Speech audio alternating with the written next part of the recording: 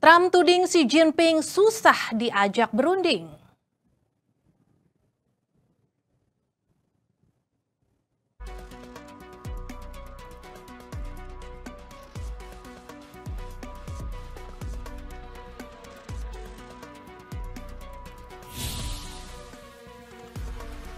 Panik global, pembatasan ekspor mineral kritis China ancam produksi otomotif dunia.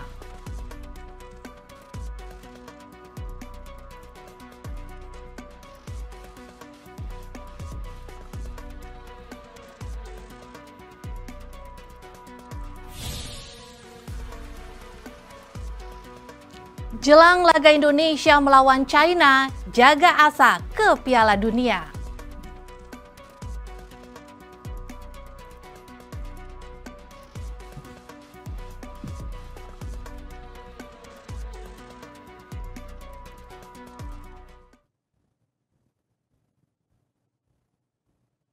Halo sahabat kabar bursa, apa kabar? Anda menyaksikan kabar bursa hari ini, edisi 5 Juni 2025. Menyajikan berita terkini, informasi pilihan, serta rekomendasi saham.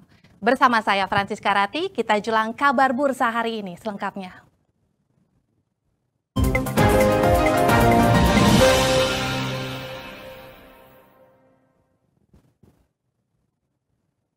Kian panas, Trump menuding Xi Jinping sulit diajak berunding. Meski Gedung Putih berkali-kali menyatakan komunikasi Trump dan Xi Jinping kemungkinan terjadi minggu ini, Beijing justru belum mengkonfirmasi rencana tersebut. Dunia pun kembali dibuat panas dingin. Masa depan gencatan tarif dipertanyakan.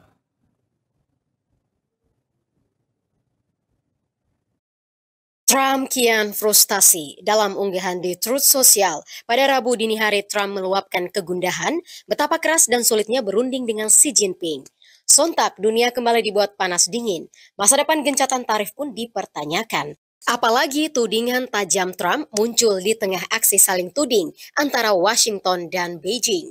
Meski diisukan akan bicara empat mata, hingga kini belum ada kepastian yang menurut Gedung Putih akan berlangsung dalam minggu ini. Sebelumnya, Trump sempat mengancam China dengan tuduhan Beijing telah mengkhianati kesepakatan awal.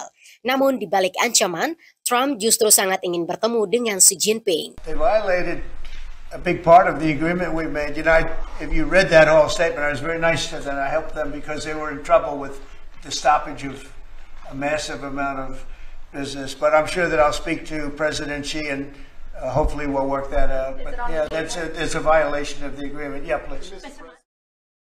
Trump telah mengisyaratkan keinginan untuk berbicara langsung dengan Xi Jinping sejak Februari. Bahkan Trump bersedia melakukan perjalanan ke Tiongkok. Trump dan Xi Jinping terakhir kali berbicara pada bulan Januari, tepat sebelum Trump dilantik sebagai Presiden Amerika. Meski Gedung Putih berkali-kali menyatakan komunikasi pemimpin Amerika dan China kemungkinan terjadi minggu ini, Beijing justru belum mengkonfirmasi rencana tersebut. Xi Jinping diketahui enggan melakukan komunikasi langsung dengan Trump dan lebih memilih delegasi untuk membahas isu-isu utama. Usai viral unggahan kegelisahan Trump di Truth Social, juru bicara Kementerian Luar Negeri China, Lin Jian, merespon dengan menyatakan posisi negaranya tetap konsisten. Perang dagang telah menyebabkan ekonomi global sempat melambat. Saat ini pertumbuhan ekonomi menuju laju terlemah sejak pandemi COVID-19. Di sisi lain, ekonomi Tiongkok masih menunjukkan ketahanan terhadap tekanan tarif Trump meski terbantu stimulus fiskal. Sektor manufaktur mengalami kontraksi hingga mempengaruhi daya beli masyarakat.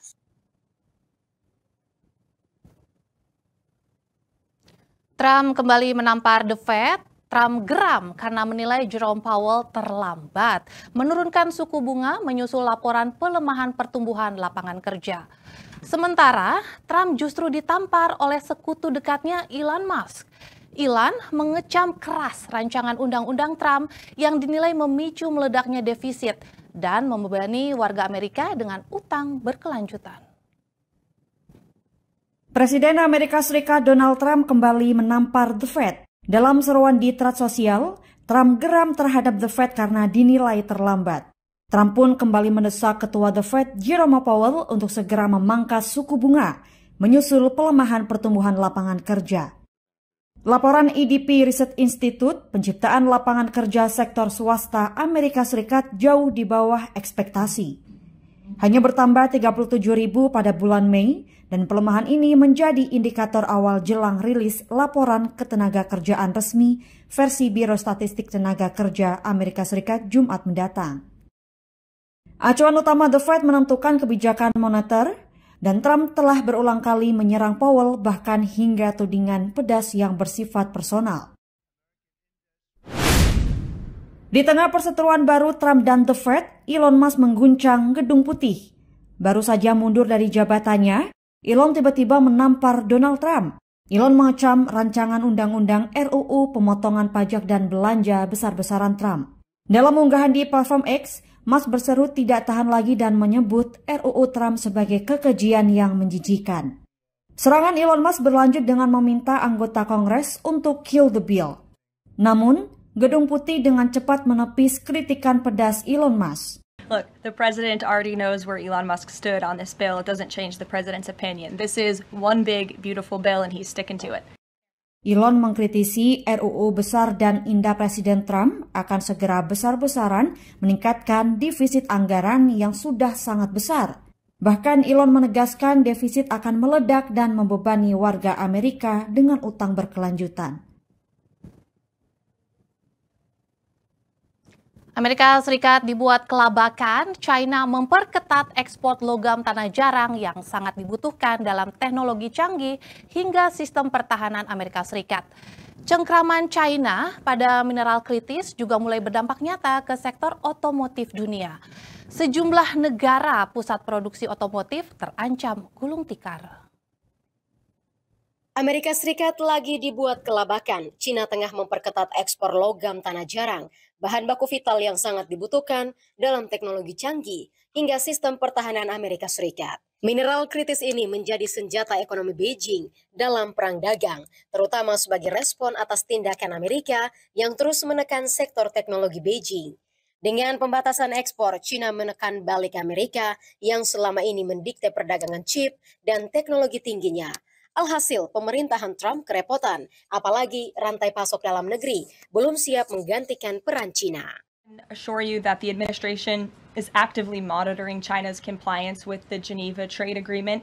I know the United States, on our end, we have complied with the terms that we set, and our administration officials continue to be engaged in correspondence with their Chinese counterparts. And as you all know, and I know there's a lot of interest in it, there will be a leader-to-leader talk very soon. And when that happens, as always, we will let you know. Cina menguasai hampir 70% produksi mineral kritis global. Jika situasi terus memanas, Cina bisa memperluas pembatasan yang berdampak langsung ke pasar global. Kini, negeri Paman Sam sedang mempercepat upaya mengembalikan rantai pasok logam penting ke dalam negeri, termasuk produksi magnet dan bahan baku strategis lainnya. Namun, mengganti Cina bukan perkara mudah. Ditenggarai, Amerika masih butuh waktu hingga 1 dekade untuk bisa mandiri dari pasokan Cina. Dominasi Cina dalam rantai pasok mineral kritis kian memicu kepanikan global. Cengkraman Cina pada mineral kritis mulai berdampak nyata ke sektor otomotif dunia.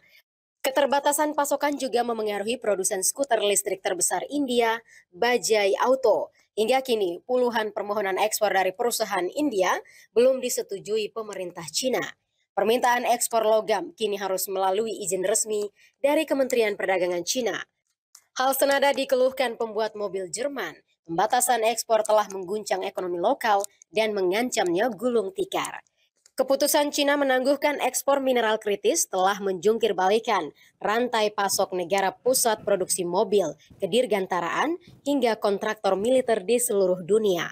Langkah itu mempertegas dominasi Cina atas industri mineral penting. China makin dikdaya, Trump kewalahan hadapi Xi Jinping.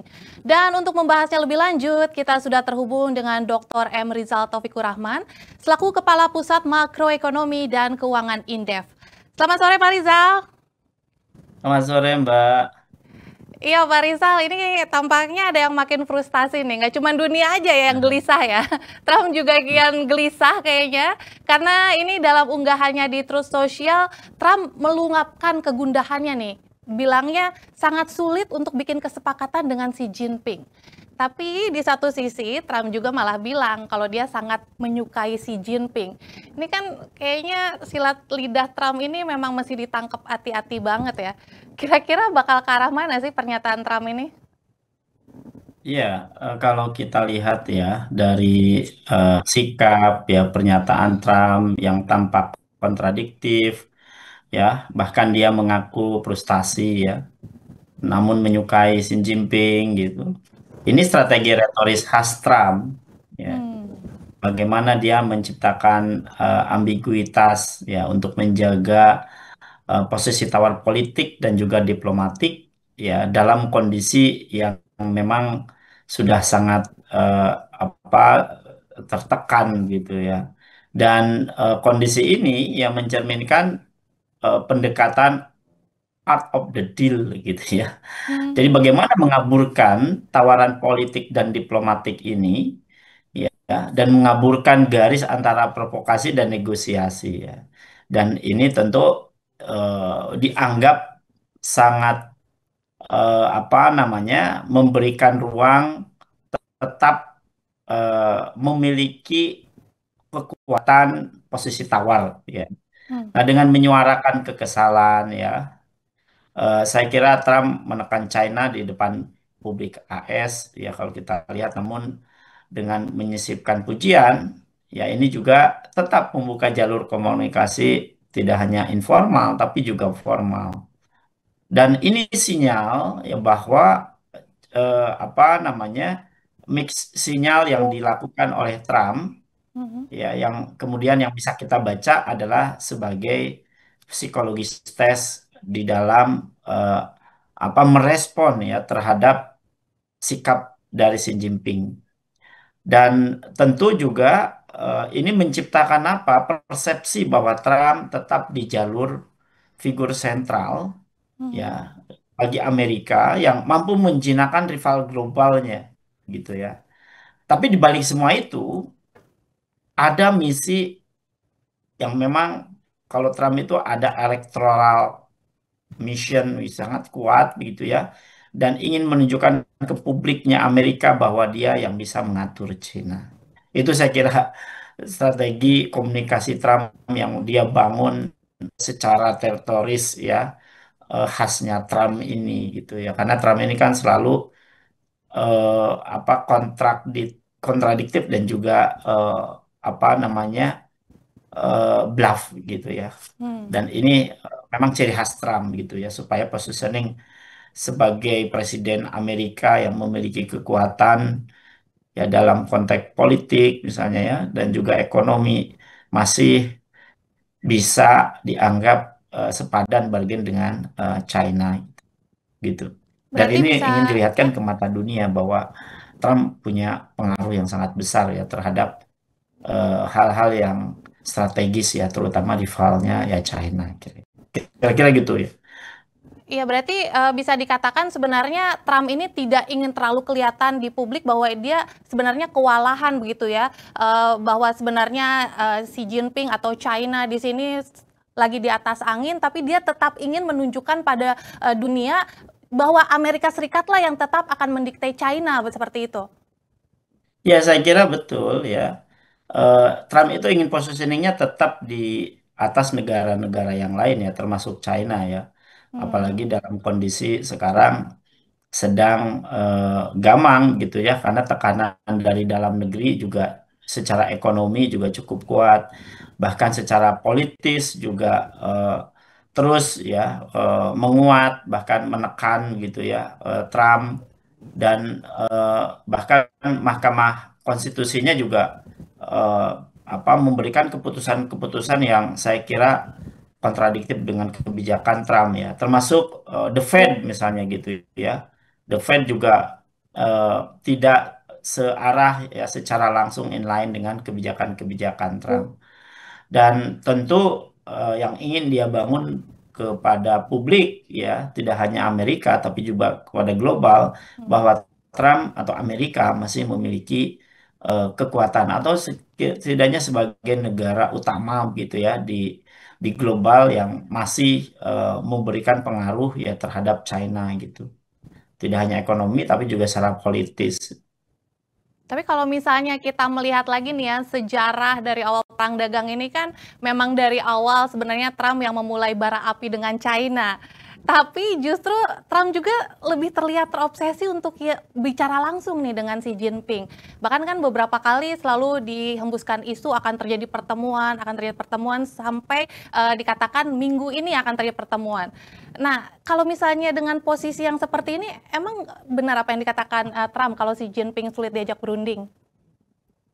Kan minggu lalu kita sudah diskusi ya bahwa Xi Jinping itu menggunakan strategi yang fokus ya, kemudian juga tetap pada apa namanya strategi-strategi Cina gitu ya, secara geopolitik, kemudian ekonomi, dan dia tetap fokus menghadapi ketidakpastian global ya, include di situ ya kepada Amerika.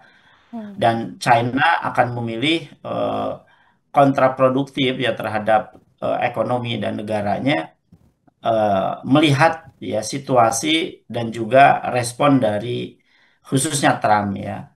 Dan dengan strategi apa namanya China seperti itu ya, ternyata kan eh, Amerika atau Trump itu tidak tidak sabar gitu ya melihat atau juga menunggu respon-respon dari Xi Jinping gitu ya terhadap statement ataupun dengan kebijakannya Trump itu sendiri.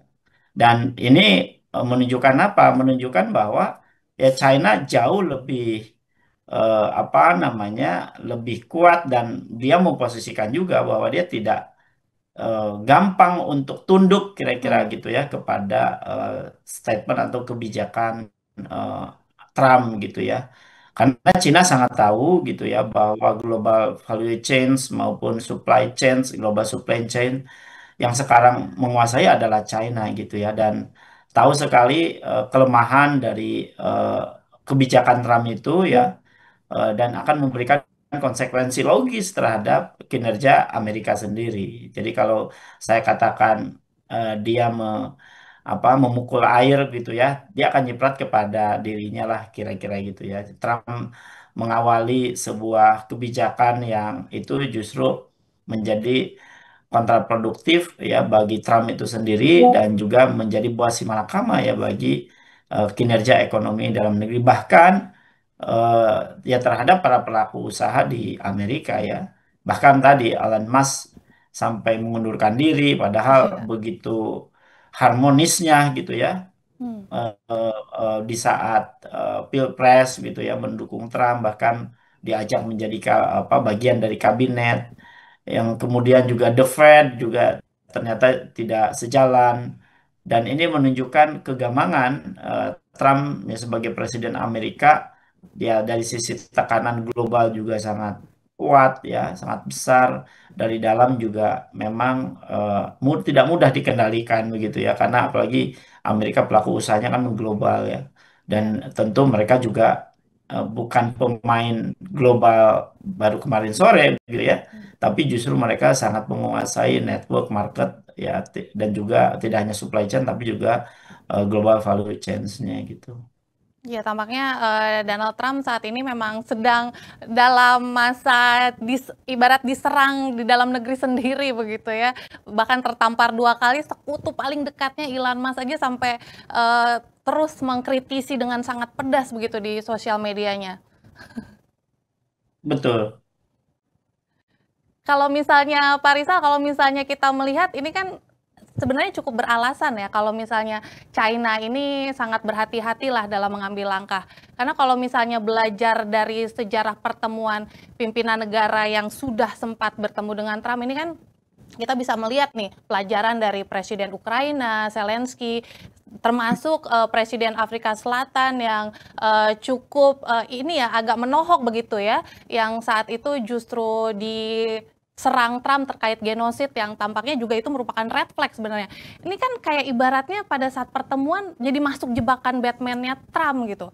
Nah, tentu pastinya China juga nggak mau dong kalau pemimpinnya mereka dipermalukan seperti itu. Karena kan niatnya negosiasi dagang, tapi ujung-ujungnya malah kena jebakan gitu. Ya, betul ya.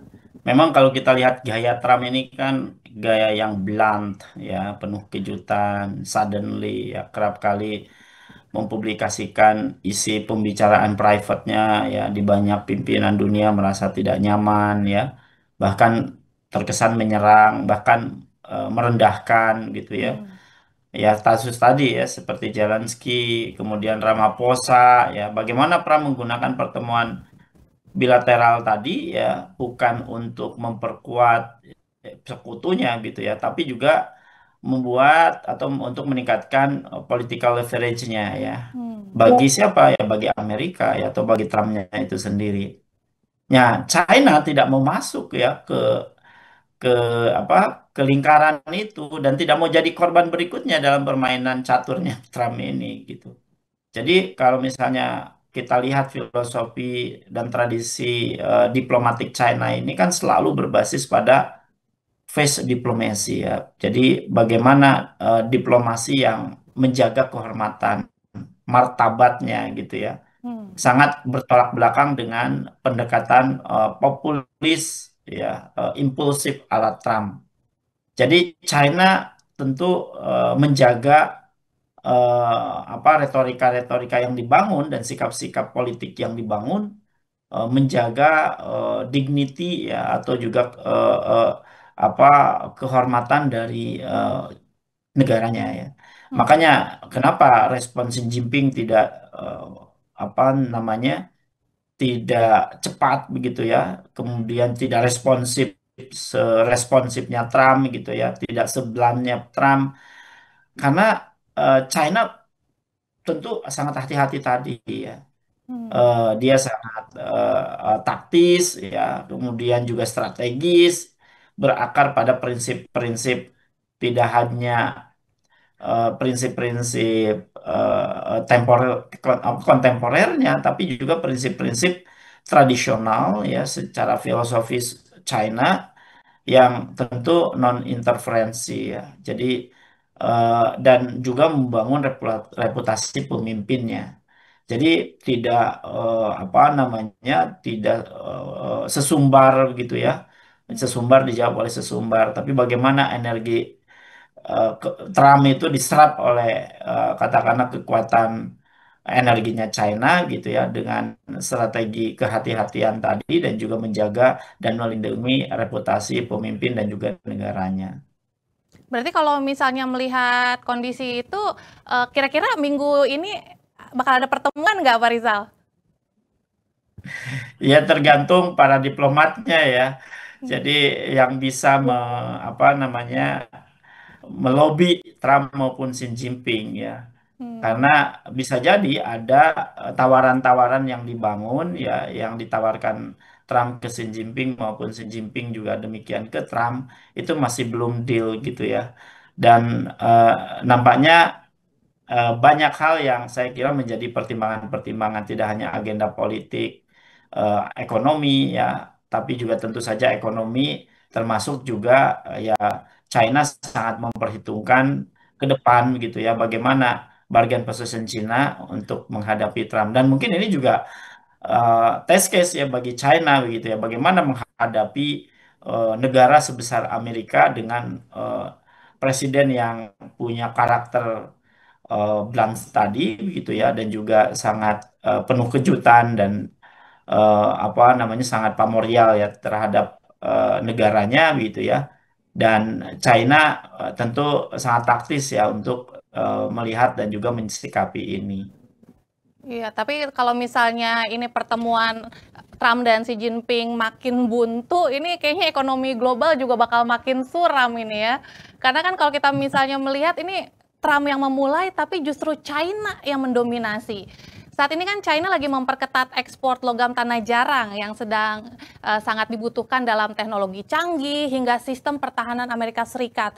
Nah, ini tampak banget ya Amerika kayaknya dibuat semakin kewalahan sama China. Ya, ya sangat mungkin ya. Mengapa? Yang China menguasai 60% produksi tanah jarang ya secara global dan lebih dari 85% kapasitas pemurniannya juga ada di China gitu. Nah, tentu langkah Beijing yang tadi saya sampaikan ya, China itu sangat tahu kekuatan, kelemahan, ya opportunity dan ancaman China sehingga apalagi ditambah dengan strategi diplomasi yang secara fundamental kan sangat panjang ya, eh, apa namanya, leadership dari China gitu ya. Dan tentu ini menjadi langkah nyata yang coba disampaikan kepada global ya, khususnya kepada Trump. Dan langkah Beijing untuk pengetatan ekspor tanah jarang ini adalah bentuk respon asimetris ya terhadap tekanan tarif, blokade teknologi dari Amerika yang tentu secara jangka pendek hal ini meningkatkan tekanan di sektor teknologi tinggi Amerika ya. Karena memang teknologi saat ini kan memang Amerika ya yang kemudian dikembangkan ya oleh China dan diimplementasikan dalam industri maupun manufaktur di China gitu ya. Dan tentu hal ini meningkatkan tekanan pada sektor teknologi termasuk juga manufaktur senjata gitu. Kendaraan listrik, ya perangkat elektronik yang canggih ya. Karena Amerika itu memang mencoba mendiversifikasi ya. Tidak hanya ke China tapi juga ke Australia maupun Afrika. Nah, tetapi tentu ketergantungan ini juga masih sangat tinggi ya China terhadap teknologi ini yang dikuasai oleh Amerika. Amerika juga tahu bahwa China sangat tergantung pada tidak hanya investasi tapi juga kepada eh, apa, teknologi tinggi yang selama ini diproduksi atau juga diciptakan inovasi-inovasinya juga oleh Amerika. Nah, jadi tentu pembatasan ini menjadi senjata eh, apa namanya politik ekonomi maupun geoekonomi ampuh yang membuat Amerika makin sulit menjaga keunggulan teknologinya ya tanpa kompromi ya terhadap China gitu. Karena kan memang selama ini menjadi salah satu background bagaimana Trump ya begitu terhenyak gitu ya melihat bahwa China sangat menguasai teknologi, global value chain, global supply chains, eh, bahkan sumber daya manusianya, bahkan investasinya.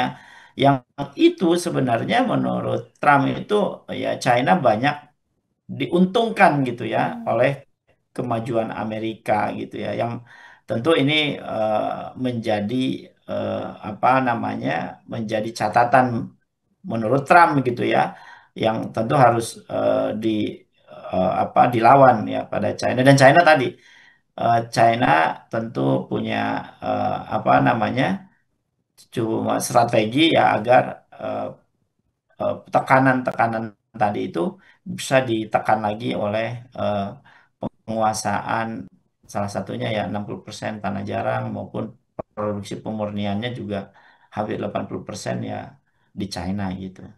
Dan tentu kalau kita lihat apa itu tanah jarang, tanah jarang ini kan satu apa komoditas gitu ya yang di dalamnya itu terdapat 17 unsur logam yang sangat penting di dalam teknologi modern. Nah, ini ya erat kaitan dengan teknologi yang dikembangkan oleh Amerika dan itu sangat dibutuhkan oleh Amerika. Dan ini memang sangat melimpah ya di kerak bumi kita ya. Jadi seperti misalnya contoh ya di situ ada cerium ya, di mana dia fungsinya sebagai katalis, konverter mobil, poles kaca dan metal, bahan bakar mesin gitu ya.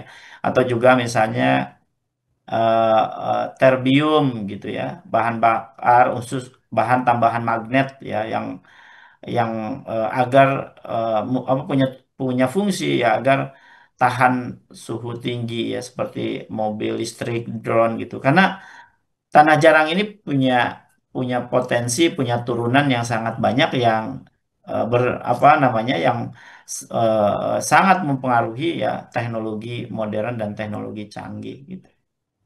Berarti Pak Rizal, kalau misalnya kita melihat kan ini masing-masing Amerika Serikat dan China ini punya kuncian sendiri-sendiri ya. Di satu sisi Amerika Serikat punya kuncian teknologi, penguasaan teknologi. Tapi di sisi lain butuh bahan baku vitalnya di China dan China ini yang punya kunciannya di sini. Nah kalau kayak gini terus titik temunya ini di mana? Bakal di mana ini Pak Rizal? Ya itu, makanya harus ada win-win kan di antara mereka. Hmm. Ya mereka tentu kan ingin punya eh, apa namanya, tidak hanya pengaruh geoekonomi secara global ya, tapi juga bisa mengoptimalisasi sumber daya ekonomi mereka ya untuk meningkatkan kesejahteraan dan juga pertumbuhan ekonomi mereka ya, dan juga Hmm. memperbaiki kinerja ekonomi di dua negara ini, karena dua negara ini kan negara yang sangat kuat begitu ya. Sisi lain tadi Amerika di teknologi tingginya ya, inovasinya, R&D-nya gitu ya. China juga sedang menyusul, tetapi diperkuat oleh bahan baku ya yang sangat tersedia melimpah gitu ya. Yang ini juga ternyata eh, tentu menjadi salah satu tawaran, saya kira ya, salah satu topik penting dan juga Hmm. utama gitu ya bagi Amerika maupun bagi China untuk mengadakan pertemuan ini. Mungkin belum, salah satunya belum belum deal ya masalah masalah ini gitu ya. Ya, ini kita semua masih menunggu ini nantinya titik temunya akan seperti apa begitu ya. Tapi kalau misalnya dalam kondisi saat ini cengkraman China pada mineral kritis ini udah mulai berdampak nyata, terutama di sektor otomotif dunia. Sejumlah negara pusat produksi otomotif ini terancam gulung tikar, kayak Jerman, Jepang, India ini semua udah mulai mengeluh. Nah, kalau misalnya melihat ini kan sekutu-sekutu terdekat Trump juga, kira-kira Trump bakal melunak nggak sih demi sekutunya ini? Ya, Trump kan memang transaksional ya, dan juga American Force-nya sangat kuat ya. Ya tidak punya rekam jejak historis memperjuangkan kepentingan sekutu ya, jika dilihat ya, jika tak menguntungkan AS secara langsung terutama ya. Hmm. Namun tekanan dari industri dalam negeri ya, terutama disupport oleh atau juga untuk suplai tanah jarang tadi ya, supaya tetap kompetitif, harusnya bisa mendorong ya pelunakan terbatas ya, Hmm. bukan demi sekutu tapi juga demi industri Amerika sendiri ya. Justru sekutu itu harus mengikuti ya apa yang mau dan juga apa kebijakan dari Trump. Nah, tentu dalam skenario ini Trump mungkin akan mengeksplorasi deal-deal terbatas ya di sektor mineral terutama. Namun tetap menekan China di sektor lain ya, seperti AI, teknologi tinggi, chip, bahkan Amerika sekarang sedang membangun teknologi eh, apa implementasi dan juga otaknya AI lah kira-kira begitu ya, Hmm. yang itu bisa jauh lebih lebih kuat lagi gitu ya. Dan bagi sekutu seperti Jepang dan Jerman ya, sinyal ini jelas ya, diversifikasi sumber bahan baku sangat mendesak ya, karena Trump tidak bisa diandalkan sebagai pelindung rantai pasok global gitu ya. Dan lagi-lagi yang menjadi persoalan penting lagi adalah bahwa Trump ini sangat apa namanya ya, sangat melindungi Amerikanya gitu ya dibanding dengan sekutunya. Sekutu ya the second round efek aja gitu ya bagi Trump yang notabene untuk melindungi kepentingan Amerika. Berarti langkah China ini bisa dikatakan luar biasa banget ya. Ibaratnya satu China tapi bisa menggoyang negara dikdaya sebesar Amerika, bahkan ikut menyeret sekutu-sekutunya begitu kan. Berarti ini sekalian mempertegas China ingin membuktikan posisinya dengan dominasi China di industri mineral penting itu sudah membuktikan bahwa China tetap menunjukkan dominasinya begitu. Bahkan ini kan ya itu tadi kan satu China bisa menyeret Amerika hingga sekutu-sekutunya gitu. Iya, ya karena tadi China itu menguasai sumber dayanya, sumber daya alamnya gitu ya. Bahkan teknologinya juga menguasai gitu ya. Dan Hmm. sangat cepat ya inovasi teknologi yang dikembangkan China. Termasuk tadi Jerman ya, Jepang, Ya. notabene mereka juga sangat tergantung juga gitu ya dengan China. Dan ini adalah langkah yang dilakukan China yang menjadi bagian strategi besar Kalau kita masih ingat Made in China di 2025 ya, di mana Iya. China ingin menjadi pemimpin rantai pasok global ya tidak hanya dalam produksi tapi juga dalam penguasaan sumber daya dan strategis. Nah, tentu dengan kontrol salah satunya terhadap tanah jarang, China tidak hanya menekan Amerika tapi juga sekutunya ya dan juga mendikte masa depan industri teknologi tinggi dunia ya. Karena ini ada sangat strategis ya. Apa maknanya? Dan maknanya adalah bagaimana pergeseran kekuasaan global dari kontrol market ya, dari tadinya market kontrol oleh Amerika menuju kontrol bahan baku oleh China. Bayangkan ya. Dan Hmm. langkah ini bukan sekedar balasan, tapi sinyal kuat bagi Cina siap bermain di jangka panjang sebagai kekuatan dominan dalam ekonomi berbasis teknologi tinggi dan juga ekonomi bersih. Saya kira itu yang menjadi concern kami gitu ya, atau saya terhadap apa sikap China ya terhadap Trump. Hmm. Pak Rizal, ini berarti gimana nih dengan nasib Indonesia? Ini kan masalahnya pekan depan begitu Indonesia akan melanjutkan negosiasi tarif putaran kedua dengan Amerika. Dan di sini pemerintah juga berjanji akan pembahasannya akan mengedepankan kepentingan nasional. Kira-kira apa yang bisa diharapkan dari pertemuan atau negosiasi tarif putaran kedua ini? Ya, tentu Indonesia mesti cerdas gitu ya, atau menjadi player yang punya strategi ya, dan juga mampu memanfaatkan peluang-peluang dan ruang-ruang yang saya kira bisa menjadi benefit bagi Indonesia.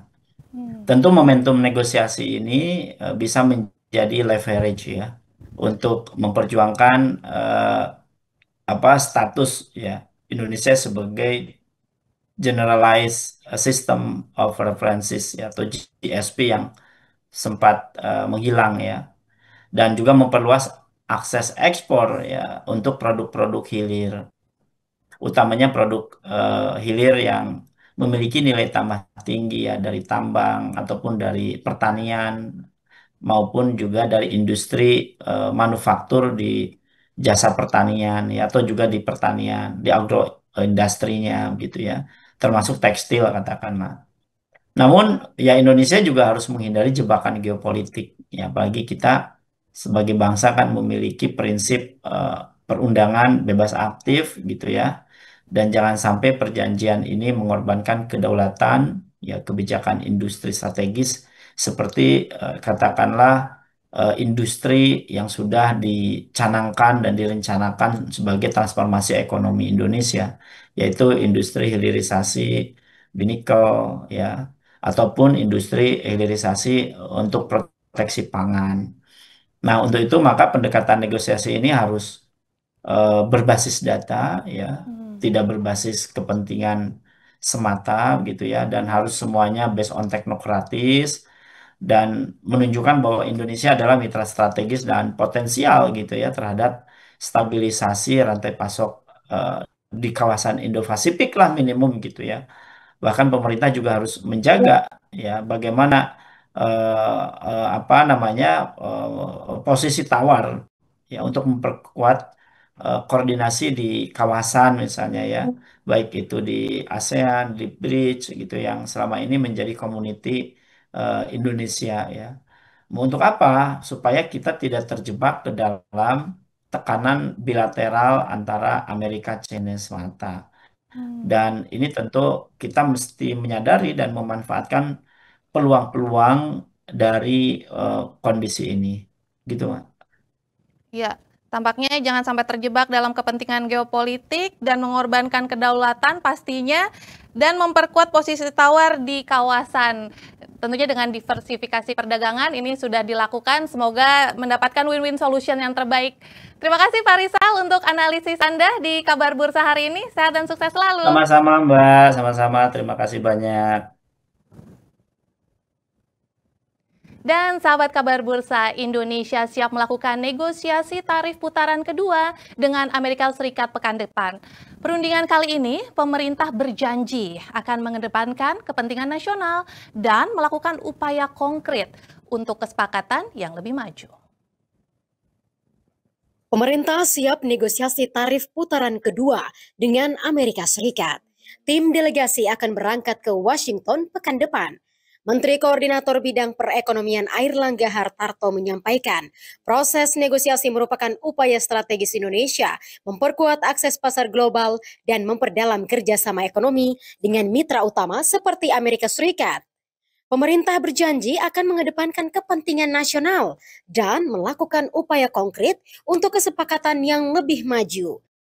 Indonesia sudah melakukan perundingan putaran pertama, mencakup berbagai isu, termasuk tarif, hambatan non-tarif, digital trade, sampai dengan economic security. Dan putaran kedua ini akan segera dilakukan minggu depan. Jadi delegasi Indonesia akan mengirim tim ke Washington untuk melakukan negosiasi putaran selanjutnya. Nah, tentu dalam pembahasan dengan Amerika Serikat, Indonesia selalu mengedepankan kepentingan nasional dan melakukan upaya-upaya konkret agar penyelesaian perundingan ini Indonesia menjadi satu dari 18 negara yang diperkirakan dokumennya sudah lebih maju.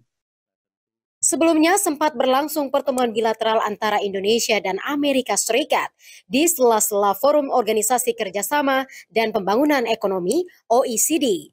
Pertemuan ini menegaskan posisi Indonesia sebagai mitra yang kooperatif dan proaktif dalam negosiasi internasional.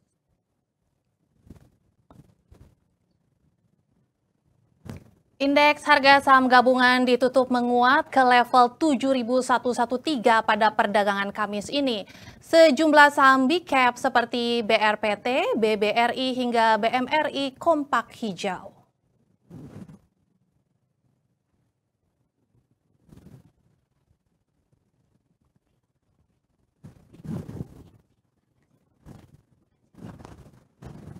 Data Bursa Efek Indonesia (IHSG) mencatatkan penguatan 0,63% ke level 7.113,42. Deretan saham dengan nilai transaksi tinggi mencatatkan penguatan harga pada perdagangan hari ini. Emiten Prayogo Pangestu BRPT melejit 17,05% ke level Rp1.510 per saham. Saham BBRI juga menguat 0,49% ke Rp4.100 per lembar. Tak ketinggalan, saham BMRI juga naik 1% ke posisi Rp5.075 per lembar. Sentimen datang dari beberapa data ekonomi penting, di antaranya trade balance, non-farm payrolls, average hourly earnings, dan unemployment rate. Dari Eropa, pasar akan menantikan pertemuan ECB yang diperkirakan akan kembali menurunkan suku bunga sebesar 25 BPS menjadi 2,15% dari 2,40%. Sementara China akan merilis data inflasi dan trade balance Mei 2025. Pasar juga masih menantikan perkembangan negosiasi dagang dengan Amerika Serikat sebelum batas waktu jeda 90 hari berakhir.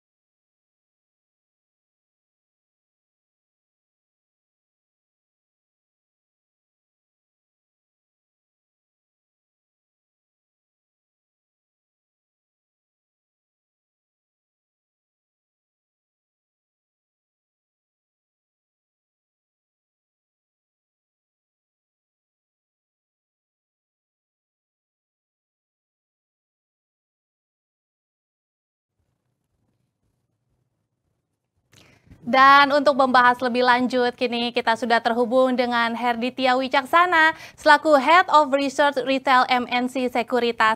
Halo Mas Didit.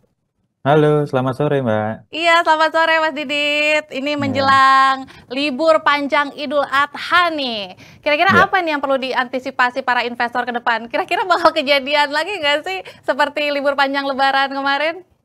Oke, kalau kita lihat memang di bulan Juni ini memang liburnya agak cukup banyak ya. Di pekan kemarin kita juga sudah libur yang cukup panjang, kemudian di pekan ini juga ada libur lagi untuk Idul Adha sendiri. Dan memang kalau kita cermati, nampaknya investor akan cenderung untuk mencermati beberapa hal. Yang pertama dari sisi ketegangan geopolitik ya, yang kalau kita cermati dari Israel, ini ketegangan geopolitiknya sudah mulai memanas kembali, di mana ditakutkannya ini akan menjadi atau meluas gitu ya ke depannya. Dan kalau kita lihat juga dari Rusia Ukraina ini juga mulai untuk memanas kembali dari sisi ketegangan geopolitiknya, dan memang dari kedua hal ini yang harus dicermati oleh para investor. Namun demikian dapat kita cermati di pekan depan ini memang masih ada beberapa rilis data gitu ya, di mana kalau kita cermati juga untuk rilis data dari China begitu, akan ada rilis data neraca dagang dan inflasi dari China sendiri di awal pekan. Dan kemudian di akhir pekan ini sendiri akan ada rilis data NFP ya dari Amerika Serikat, yang nampaknya kecenderungannya akan relatif melandai.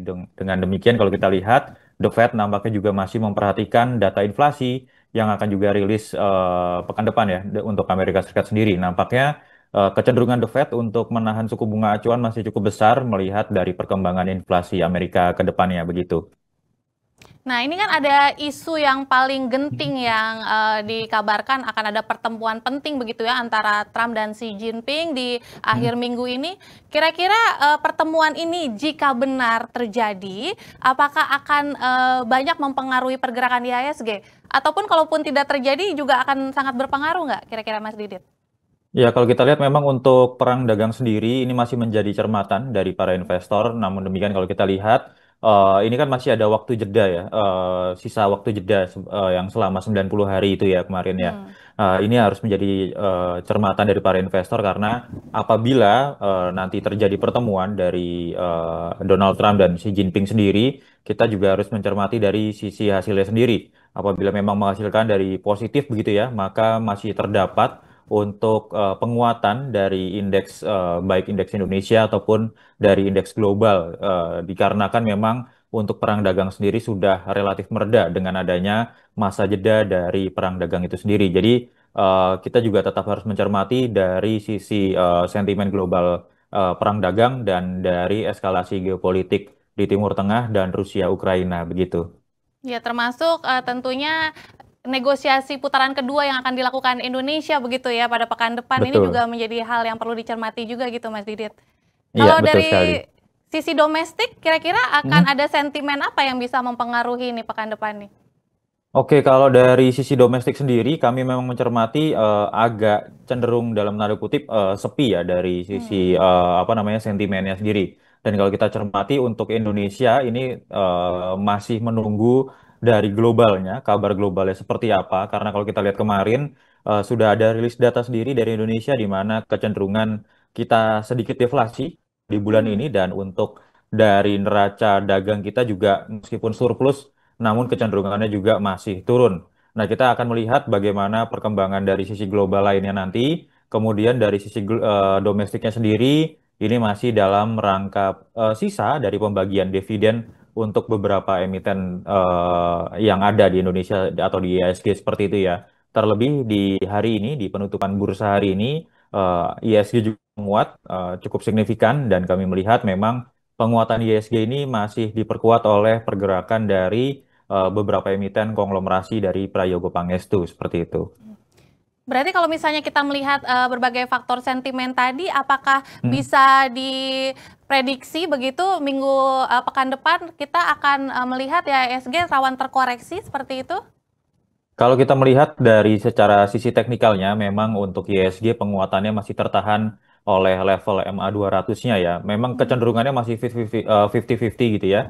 Namun kami melihat masih terdapat peluang untuk penguatan yang relatif terbatas bagi IHSG, di mana kami perkirakan nampaknya ini akan cenderung untuk menguat paling tidak menguji di area 7.144 sampai ke 7.152. Nah,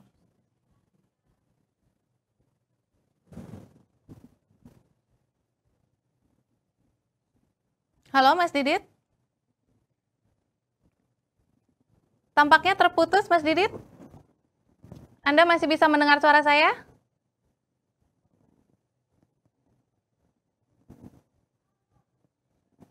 Halo? Iya, sahabat kabar bursa, tampaknya terjadi kesalahan teknis dan kita terputus dengan Herdi Tia Wicaksono selaku Head of Research Retail MNC Sekuritas, dan kita akan berusaha mencoba untuk menghubungi kembali. Namun sebelumnya kita akan beralih dulu ke informasi lainnya. Sahabat kabar bursa, Garuda Indonesia meminta suntikan dana senilai 8,15 triliun rupiah kepada BPI dan Antara. Sementara PT Karnik Capital Tbk resmi mengakuisisi 99,8% saham PT Energindo Nusantara. PT Mitra Keluarga Karya Sehat Tbk menetapkan dividen tunai tahun buku 2024 sebesar Rp43 per saham. Selengkapnya kami rangkum dalam sekilas emiten.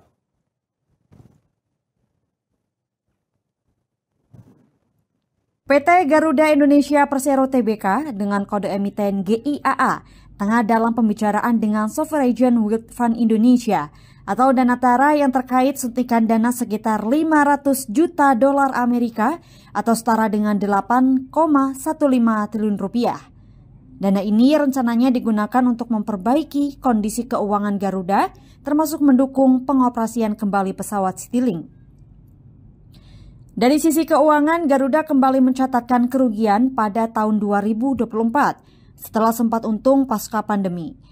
Maskapai ini menghadapi defisit modal sekitar 1,4 miliar dolar Amerika yang menyulitkan akses pendanaan baru. Untuk membenahi kondisi ini, pemerintah menunjuk CEO baru yaitu Wamildan Sani Panjaitan dan mengalihkan 65% saham Garuda ke Danatara sebagai bagian dari reformasi BUMN di era Presiden Prabowo.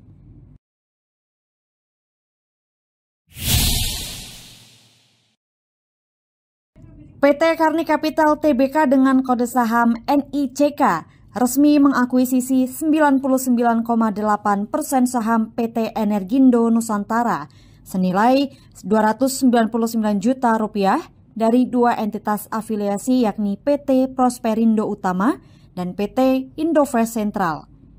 Transaksi ini diumumkan pada hari Selasa 3 Juni 2025 dan dinyatakan tidak termasuk kategori transaksi material karena berada di bawah ambang batas 0,5% dari modal disetor.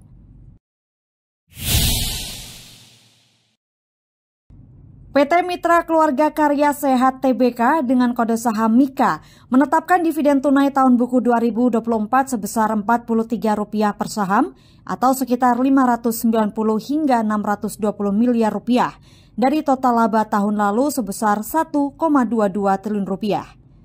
Keputusan ini disetujui dalam RUPST pada tanggal 4 Juni 2025. Adapun kum dividen di pasar reguler dan negosiasi ditetapkan pada tanggal 16 Juni 2025 dengan pembayaran dijadwalkan pada tanggal 10 Juli 2025.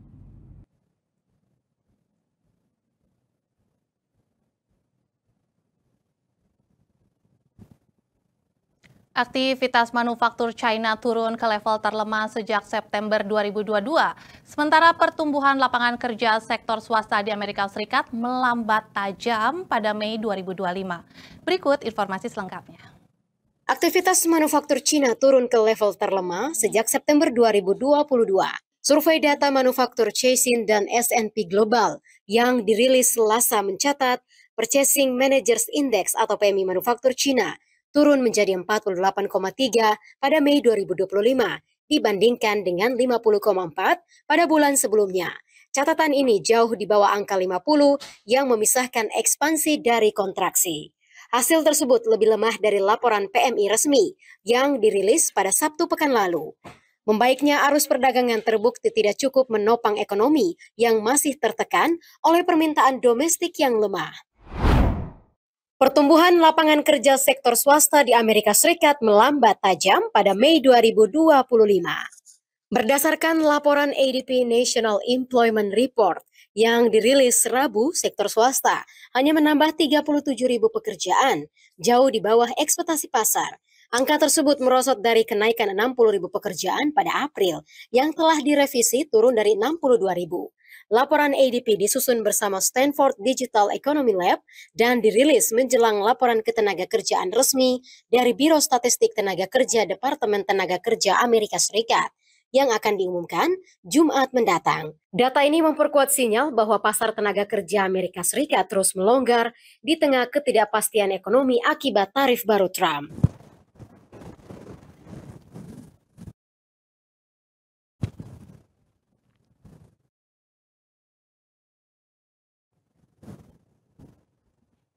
Wukuf di Padang Arafah menjadi puncak atau inti dari ibadah haji ke Tanah Suci. Tahun ini, wukuf berlangsung pada Kamis 5 Juni atau 9 Dzulhijjah. Jemaah haji kita yang berjumlah 221.000 orang, baik yang sehat maupun yang sakit, bersama menjalani wukuf, berdiam diri dan berdoa sepanjang hari ini di Arafah. Kira-kira 23 km dari kota Mekah Al-Mukarramah, Arab Saudi, dan sementara jemaah yang sakit akan dibantu kendaraan dan ambulan khusus untuk menjalani safari wukuf. Dan langsung saja kini kita akan melihat situasi terkini di sana.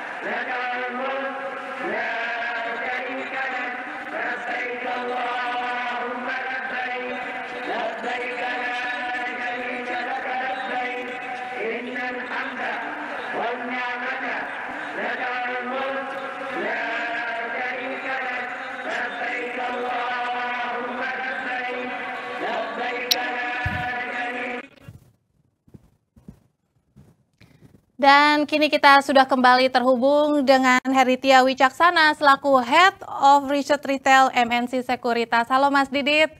Ya, halo Mbak. Ya maaf tadi ada kesalahan teknis sedikit begitu ya. Ya, baik silakan diteruskan seperti apa analisis teknikal untuk pekan depan?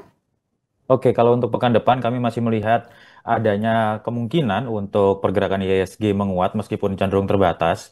Dan kalau kita lihat kan saat ini pergerakan IHSG masih berada di atas MA20-nya begitu ya. Namun demikian ini masih tertahan dari MA200. Kami melihat memang akan adanya potensi untuk penguatan dari IHSG paling tidak nanti untuk menguji di area 7.144 sampai ke 7.152. Namun demikian apabila IHSG belum mampu break dari area resist terdekatnya di 7.223, maka dapat diwaspadai IHSG nampaknya akan menguji kembali di area support di area 7.009 begitu ya. Dan worst case-nya IHSG akan terkoreksi paling tidak ke area 6.800-an terlebih dahulu. Dan kita dapat melihat nanti investor dapat mencermati dari sisi pergerakan IHSG di mana memang secara volume ini sudah relatif mengecil begitu ya, dan dapat diwaspadai juga baik dari sisi MACD dan stokastiknya juga yang sudah relatif melandai. Waspadai akan adanya tanda-tanda koreksi ke depannya, seperti itu. Nah, kalau misalnya melihat seperti itu, kira-kira saham-saham apa aja nih yang perlu diwaspadai? Dan termasuk kira-kira apa nih kemungkinan yang boleh jadi masuk dalam watchlist kita? Oke, kalau kita cermati memang untuk penggerak IHSG sendiri ini adalah dari sektor finansial begitu ya. Jadi memang apabila terkoreksi nanti dapat dicermati dari emiten-emiten perbankan yang nampaknya akan menjadi motor untuk adanya koreksi dari IHSG sendiri. Adanya kemungkinan untuk emiten-emiten perbankan ini dapat untuk wait and see terlebih dahulu. Dan apabila kita lihat dari sisi harga komoditasnya, harga komoditas emas saat ini masih untuk berpeluang untuk melanjutkan penguatannya seperti itu ya. Dan ini bisa kita cermati dari sektor basic material sendiri yang dapat kita cermati untuk adanya penguatan ke depannya. Nanti kita dapat lihat untuk dari sisi basic material sendiri seperti MBMA begitu ya. Apabila nanti MBMA masih mampu berada di atas area supportnya, yakni berada di atas area 400 sampai 420, maka masih terdapat kemungkinan nanti MBMA akan menguat kembali. Paling tidak nanti untuk menguji di area 500 kembali sampai ke rentang 540.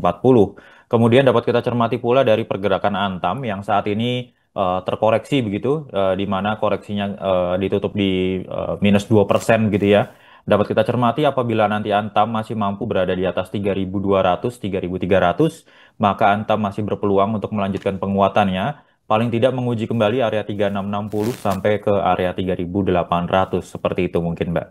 Baik, Mas Didi, terima kasih banyak untuk analisis dan rekomendasi sahamnya hari ini. Sukses dan juga happy long weekend ya. Happy long weekend juga, Mbak. Terima kasih. Terima kasih, Mas Didi. Dan sahabat bursa, kita beralih ke informasi lainnya. Surat edaran dari Kementerian Kesehatan terkait waspada peningkatan kasus COVID-19 belum meningkatkan produk kesehatan seperti vitamin dan juga obat-obatan. Komisaris Utama Bio Farma Group, Tugas Ratmono mengungkap, sejak kasus COVID-19 kembali marak di sejumlah negara Asia, permintaan obat dan suplemen masih sama dengan sebelumnya. Namun, untuk permintaan vitamin diproyeksikan tumbuh seiring kesadaran masyarakat terkait pola hidup sehat. Dan tentunya untuk membahasnya, sudah hadir bersama kami Citra Dara, asisten redaktur kabarbursa.com. Halo, Mas Citra, apa kabar? Baik-baik. Iya, ini menarik sekali ya yang dibahas oleh redaksi sahabat kabar bursa di sini, di mana ini kan memang lagi marak-maraknya ya berita tentang COVID-19 ini. Tapi tampak berbeda dengan situasi pada saat COVID awal. Dulu kan memang permintaan akan obat-obatan itu meningkat tajam. Ini sebenarnya kalau sekarang tetap biasa-biasa aja ya, standar begitu. Kalau berdasarkan data di pasaran, perdagangan obat saat ini cukup tinggi. Kalau untuk, tapi jika dibandingkan dengan tahun-tahun COVID sebelumnya terbilang rendah ya. Padahal sudah melihat kasusnya di berbagai negara di Asia. Kemudian jika kemudian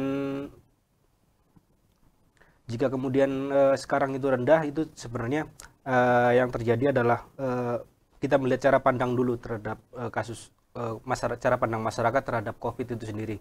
Kalau dulu masyarakat menganggap bahwasanya COVID itu sesuatu yang mengerikan dan tidak ada obat masih belum ada, dan kemudian banyak informasi simpang siur di masyarakat.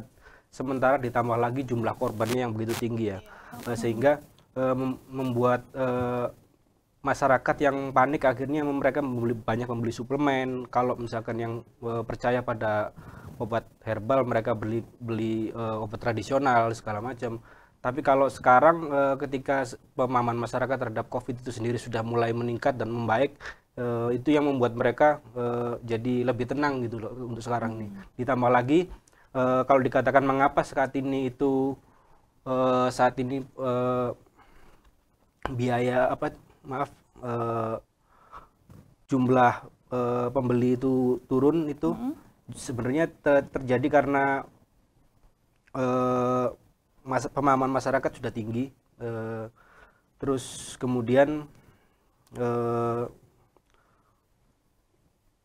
itu aja sih sebenarnya, pemahaman masyarakat sudah tinggi, dan saat ini pelemahan ekonomi membuat masyarakat jadi berpikir ulang bahwasanya untuk apa saya sekarang beli suplemen, karena mending beli makanan gitu, untuk sehari-hari gitu. Karena mungkin juga sudah belajar dari pengalaman COVID sebelumnya begitu ya, apa saja yang mungkin obat-obatan dan suplemen yang dibutuhkan. Tapi kalau misalnya belajar dari pengalaman sebelumnya ini kan kita produksi dan distribusi ini kan menjadi kendala begitu ya, bagaimana kecepatan dan juga distribusi obat-obatan ini. Nah, kalau misalnya dari redaksi Kabar Bursa sendiri melihat untuk yang kali ini seperti apa? Kalau untuk distribusi sebenarnya sudah baik ya, kalau misalkan di berbagai apotek sudah ketersediaan suplemen sudah cukup bagus karena permintaan juga cukup tinggi, dan sehingga produksinya pun juga relatif stabil ya. Yang kalau misalkan seandainya terjadi kembali ada pandemi lagi di Indonesia, yang perlu diwaspadai adalah cara pemerintah dalam hal mengantisipasi adanya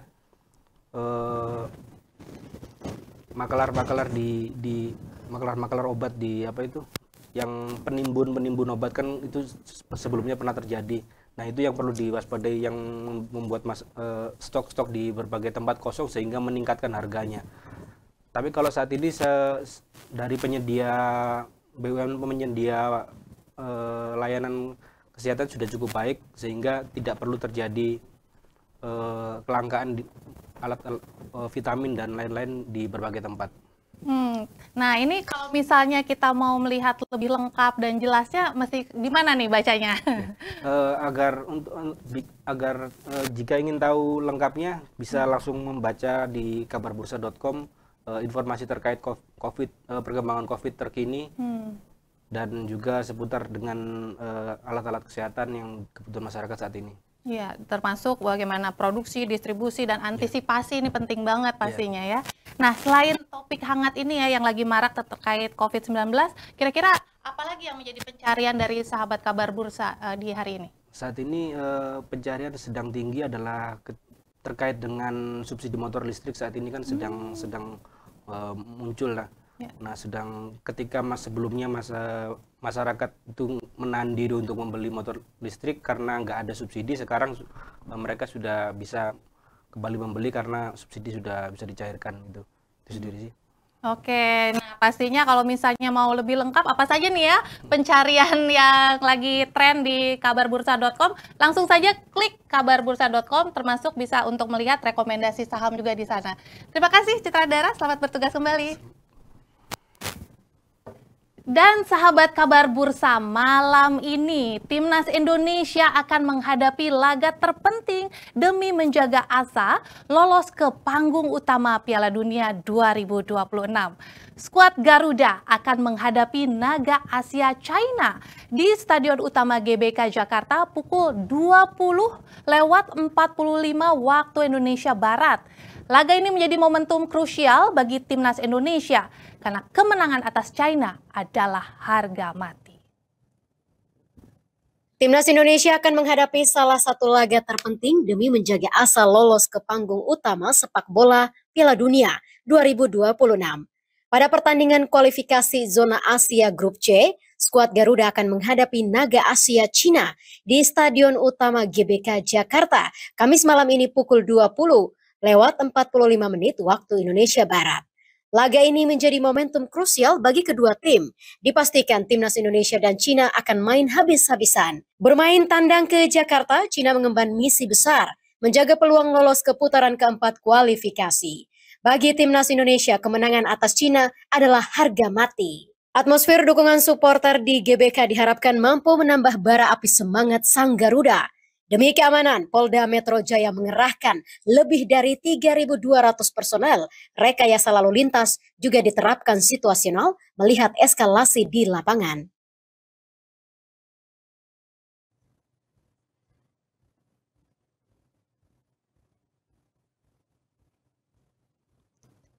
Dan jangan lupa untuk dukung terus Timnas Indonesia, Garuda pasti menang.